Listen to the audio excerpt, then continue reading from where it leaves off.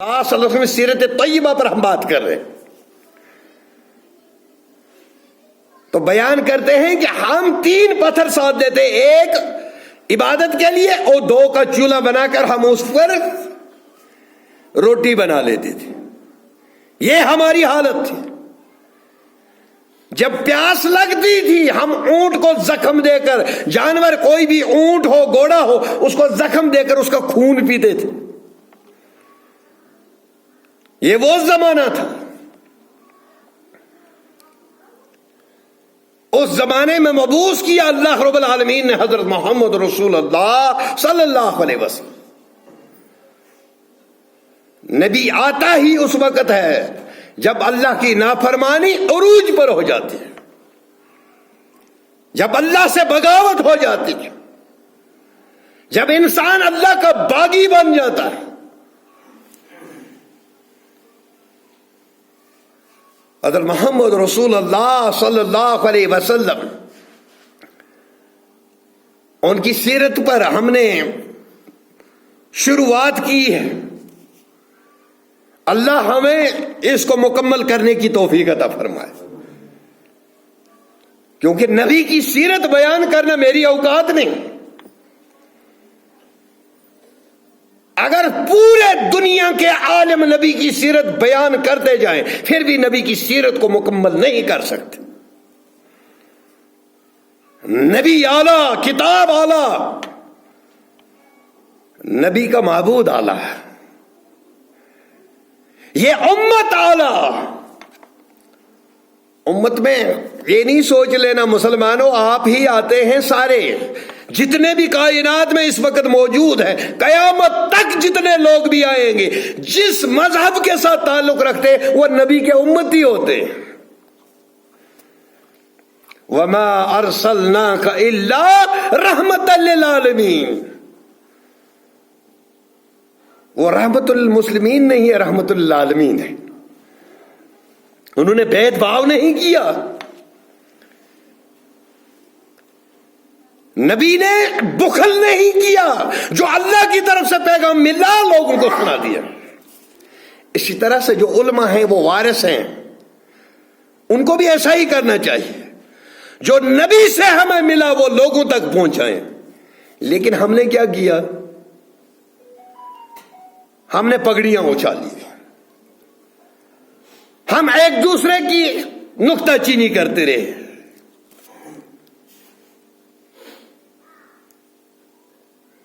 ہم ایک دوسرے کے نقص ڈھونڈتے رہے کہ اس میں کہاں خامی ہے، میں اس کو پکڑوں اور اس کو اچھالوں۔ یہ زندگی پھر واپس نہیں آنی، جب چلی جاتی ہے پھر واپس نہیں آتی، اس لیے اس کا فائدہ اٹھا لو، اور اس کا فائدہ اٹھانا یہی ہے کہ نبی کی اطاعت کرو۔ ہو بہو جس طرح سے نبی نے دین کو صحابہ کے سامنے رکھا، اسی طرح سے تم بھی لوگوں کے سامنے رکھو۔ لیکن دنیا میں دیکھ لو، پورے ورلڈ کے اندر دیکھ لو، مسلمان کا نام سنتے ہی لوگ ڈر جاتے ہیں، سہم جاتے ہیں۔ کیوں؟ کیونکہ ہم نے اسلام کا حق ادا نہیں کیا، ہم نے اسلام کو ایسے پیش کر دیا جیسے اسلام پیش نہیں کرنا چاہیے تھا۔ پیش کرنے والے انٹرین لوگ تھے جو جانتے نہیں تھے۔ بقول ڈاکٹر ذاکر نائک انہوں نے کہا کہ مرسڈیز بہت اچھی گاڑی ہوتی، اگر انٹرین ڈرائیور کو بٹھا دیں گے وہ ٹھوک دے گا۔ گاڑی چلانی ہے کتنی بھی قیمتی ہو تب پتہ چلے گا جب اس کو چلانے والا اچھا ہو، اس کا ڈرائیور اچھا ہوگا، اس کی ڈرائیونگ اچھی ہوگی، گاڑی بھی بچی رہے گی۔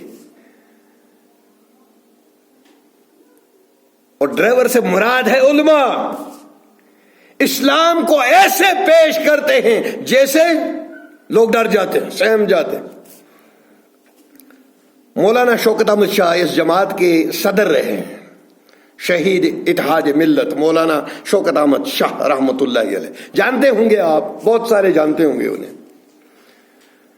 وہ کہتے تھے کہ میں کلکتہ پھیری کرتا تھا،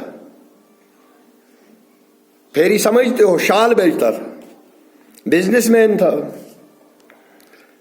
بولا وہاں پر میں نے دیکھا جو غیر مسلم ہے کلکتہ کے اندر، وہاں ان کے ڈرائیور جو ہیں وہ مسلمان ہیں. بڑے لالے جو ہیں ان کے ڈرائیور جو ہے گاڑی چلانے والے وہ کون ہیں؟ مسلمان. بولا میں نے ایک سے پوچھ لیا، ایک لالے سے، بھائی آپ نے ڈرائیور مسلمان کیوں رکھا؟ انہوں نے جواب دیا ہماری پرکھوں سے یہ پرمپرا ہے. بولا جب گاڑی نہیں ہمارے گھر میں رکشا ہوتے تھے، رکشا. وہ رکشا پتہ کو کیسے چلتا ہے؟ پاؤں سے سائیکل ہوتا ہے، وہ پیچھے دو آدمی بیٹھتے ہیں، آگے وہ پیڈل مار کر چلاتا ہے. یہاں پر نہیں ہے لیکن باہر ہے، دلی میں ملے گا. بولا اس وقت سے ہمارا رکشا چلانے والا مسلمان ہوتا تھا. بولا اس کی خاص وجہ؟ بولا وجہ یہ ہے ہم پرکھوں سے ایسا کرتے آئے، آج تک کبھی شکایت نہیں ملی. ہماری بہو بیٹیاں اس رکشے میں اس ڈرائیور کے ساتھ جاتی تھی، کبھی بھی ہمارے رکشا ڈرائیور نے، کبھی بھی کسی مسلمان نے ہماری بیٹی کی طرف آنکھ اٹھا کر نہیں دیکھا. یہ کردار لے کر آؤ، یہ کردار. آج ہم سے اپنی بیٹیاں سلامت نہیں، بہن بھائی سے سلامت نہیں، بیٹی باپ سے سلامت نہیں ہے. ایسا وقت آ چکا. آپ اس کو ایجوکیشن کا دور کہتے ہو، میں تو کہتا ہوں سب سے بڑا جاہلیت کا دور یہ ہے جس وقت ایک بیٹی اپنے باپ سے ڈرنے لگے، بہن اپنے بھائی سے ڈرنے لگے. آپ اس کو ایجوکیٹڈ دور کہتے ہو، آپ اس کو ایجوکیشن کہتے ہو، میں تو اس کو جہالت کہتا ہوں. ہم تو 2022 چل رہا، ہم تو 14ویں صدی میں جی رہے ہیں، 1400 عیسوی میں جی رہے ہیں.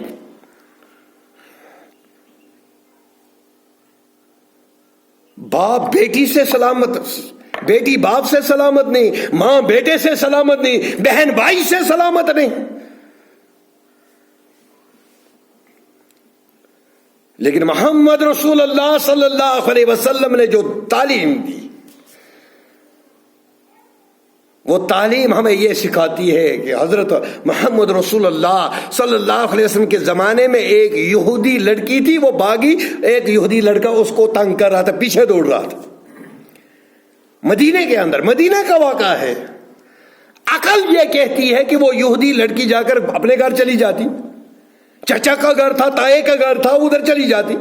نہیں، وہ دوڑتی دوڑتی بھاگتی ہوئی آئی، محمد رسول اللہ صلی اللہ علیہ وسلم کے حجرے میں گھس گئی، کیونکہ وہ بھی جانتی تھی محمد رسول اللہ صلی اللہ علیہ وسلم اگر حفاظت کر سکتا ہے، میری عزت کو کوئی بچا سکتا ہے، وہ کائنات کا امام حضرت محمد رسول اللہ صلی اللہ علیہ وسلم. نبی کے گھر میں چلی آئی. کسی آدمی نے کہا یا رسول اللہ یہودی کی بیٹی ہے؟ فرمایا میرے بھائی بیٹی بیٹی ہوتی ہے، چاہے یہودی کی ہو یا محمد کی ہو صلی اللہ علیہ وسلم، بیٹی بیٹی ہوتی ہے. بیٹی کا مقام بہت اونچا ہے، لیکن یہ کس وجہ سے؟ نبی نے اس کا مقام بڑھایا. لیکن ہم مسلمان جہالت کی وجہ سے اپنی بیٹیوں کا مقام گھٹا رہے ہیں. تعلیم میں اس کو پیچھے، کتاب و سنت میں پیچھے، مسجد سے بھی نکال دیا. یہ ہماری جہالت ہے. مجھے کوئی یہ آدمی بتائے کائنات کا کتنا بڑا امام، کتنا مولوی بڑا ہو، کتنی ڈگری اس نے کی ہو، جو صحابیات تھی جب وہ نماز پڑھتی تھی وہ کہاں پہ پڑھتی تھی؟ مسجد نبوی میں نبی کریم صلی اللہ علیہ وسلم سے اپنے مسائل کا حل پوچھتی تھی. ارے آپ نے مسجد سے ہی ان کو بگا دیا، مسجد سے ہی ان کو نکال دیا، اور آپ سوچتے ہیں کہ ہم نے کوئی قلعہ فتح کر لیا. بیٹی کی عزت کرنا سیکھو. نبی کائنات صلی اللہ علیہ وسلم نے فرمایا جس کی 2 بیٹیاں ہوں اور ان کی اچھی تعلیم دی، اچھے گھر کے اندر ان کی شادی کی، وہ کل جنت میں میرے ساتھ ایسے ہوگا جیسے یہ 2 انگلیاں ہیں، یعنی میرے قریب ہوگا۔ 1444 سال پہلے میرے نبی کریم صلی اللہ علیہ وسلم نے کہا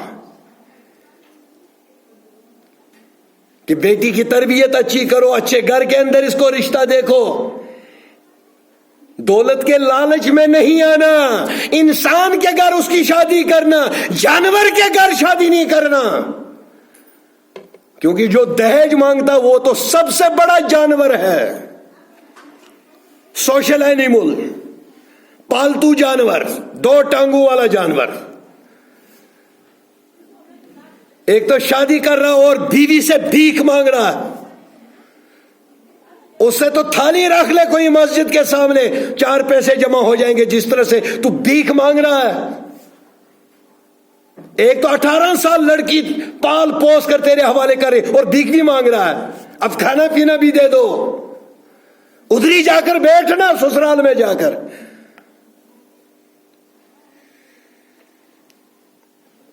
تو نبی کائنات صلی اللہ علیہ وسلم نے اس بیٹی کی عزت بڑھائی، اس کو وہ مقام دیا جو اس کا مقام تھا، اس کو زندہ درگور ہونے سے بچایا، اس کے حقوق محفوظ کر دیے، بحیثیت ماں اس کے الگ حقوق، بیوی ہے تو الگ حقوق، بہن ہے تو اس کے بھی حقوق۔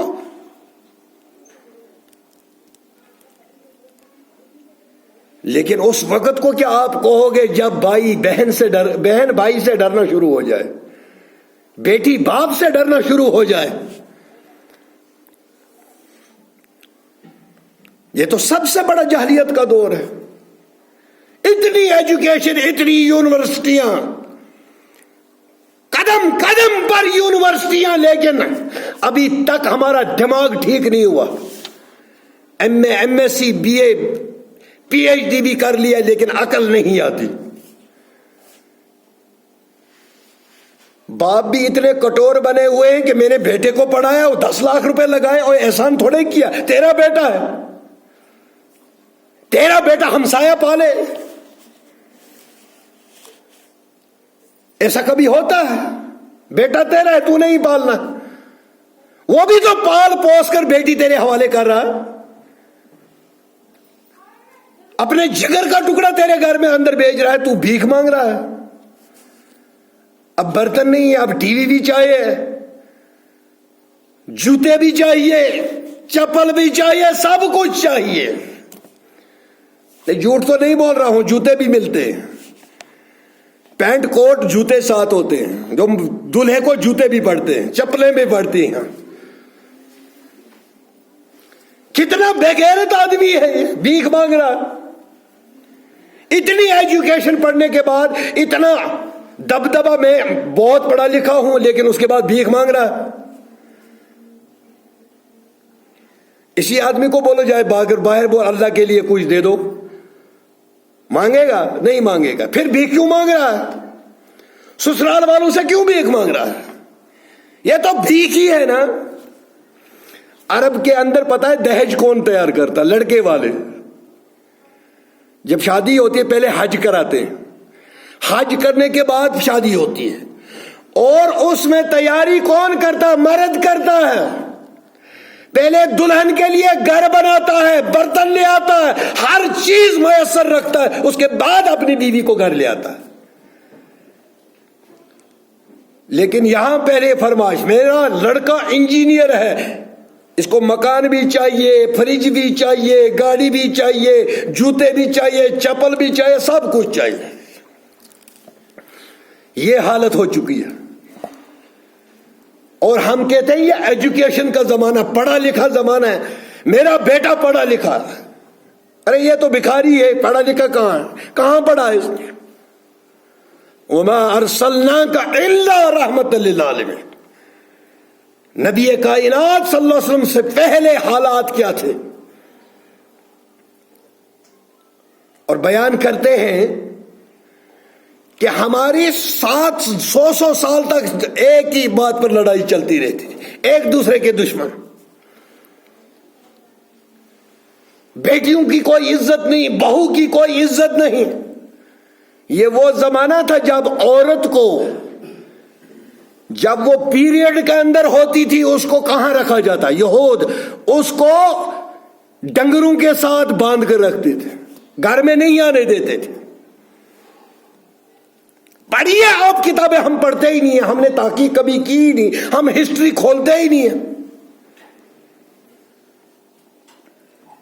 یہودی بولتے تھے یہ بہت گندی ہو جاتی ہے اس ٹائم میں نے اپنی آنکھوں سے دیکھا، ایک مفتی صاحب، اس کی بیوی جب ڈیلیوری ہوئی چوتھے دن اس کی بیوی روٹی بنا کر اپنے مفتی صاحب کو کھلا رہی تھی، حالانکہ مفتی صاحب ہے وہ جانتا ہے۔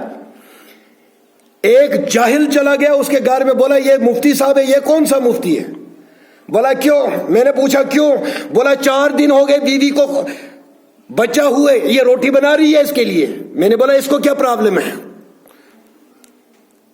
میں نے بولا اس کو کون سی کمزوری ہے؟ بولا یہ مکروہ ہے۔ میں نے بولا تو مکروہ ہے، تیرا دماغ خراب ہے۔ میں نے بولا عورت نجس ہوتی ہے؟ تیرے گھر کو سنبھالے، تیرے بچوں کو سنبھالے، صبح اٹھ کر سویپر بن جائے، کبھی دوبن بن جائے، کبھی وہ کیا بولتے باورچی بن جائے، اور جب یہ پیریڈ کے اندر آ گئی یہ نجس ہوگی، تو پاک ہو گیا، تو بڑا پاک ہے۔ اور ان تمام چیزوں کو مٹانے کے لیے اللہ رب العالمین نے محمد رسول اللہ صلی اللہ علیہ وسلم کو مبعوث کیا۔ انہوں نے ان سب چیزوں کو، ان خرافات کو، ان بدعات کو، ان بنی بنائی باتوں کو ختم کر دیا۔ اس لیے نبی مبعوث ہوتا ہے۔ جب معاشرہ بگڑ جائے، جب معاشرہ لوگ اللہ کی مخالفت کرنے لگے، اللہ کی توحید کو چھوڑ دے، قبروں اور درختوں کو پوجنے لگے، اس وقت اللہ رب العالمین اپنی طرف سے پیغمبر کو بھیجتا ہے تاکہ کائنات کے لوگوں کو وہ تعلیم دے کہ ایک اللہ جس نے تمہیں پیدا کیا اسی کی عبادت کرو، اسی کے سامنے جھکو، اسی سے مانگو، اسی سے اولاد مانگو، اسی سے سب کچھ مانگو، جو مانگنا ہے اسی سے مانگو، اس کے بغیر کوئی دینے والا نہیں ہے۔ وآخر دعوانا ان الحمدللہ رب العالمین والسلام علیکم ورحمۃ اللہ۔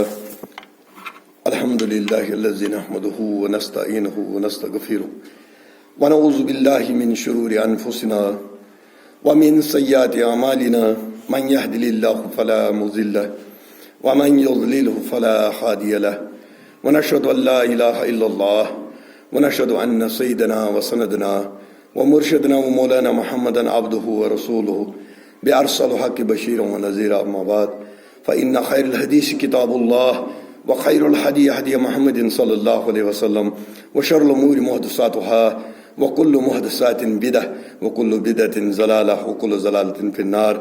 اللهم نصر من نصر دين محمد صلى الله عليه وسلم واخذل وجلنا منهم، واخذل من خذل دين محمد صلى الله عليه وسلم ولا تجلنا منهم، يرحمكم الله۔ ان الله يأمرون بالعدل والإحسان وإيتاء ذي القربى وينهى عن الفحشاء والمنكر والبغي لعلكم تذكرون، واذكروني يذكركم واشكروا لي ولا تكفرون۔ اے اللہ جو ہسپتالوں کے اندر بیمار شفائی کاملہ عطا فرما، گھروں کے اندر بیمار شفائی کاملہ عطا فرما، اس مجلس میں کوئی بیمار شفائی کاملہ عطا فرما، اے اللہ کوئی مستورات بیمار اللہ رب العالمین شفائی کاملہ عطا فرما، اے اللہ ہماری بہو بیٹیوں کو ہدایت فرما، ہمارے بچوں کو ہدایت فرما، ہمارے بزرگوں کو ہدایت فرما، اے اللہ ہمارے ماں باپ کو جنت نصیب فرما، اے اللہ جن کے زندہ ہیں ان کو ہدایت فرما، اے اللہ ہمارے والدین کی حسنات کو قبول فرما، سیئات سے درگزر فرما، اے اللہ جو بے اولاد ہیں اولاد صالحہ عطا فرما، اولاد صالحہ عطا فرما، اولاد نرینہ عطا فرما، اے اللہ ہمیں حلال رزق کمانے کی توفیق عطا فرما، اے اللہ ہمارے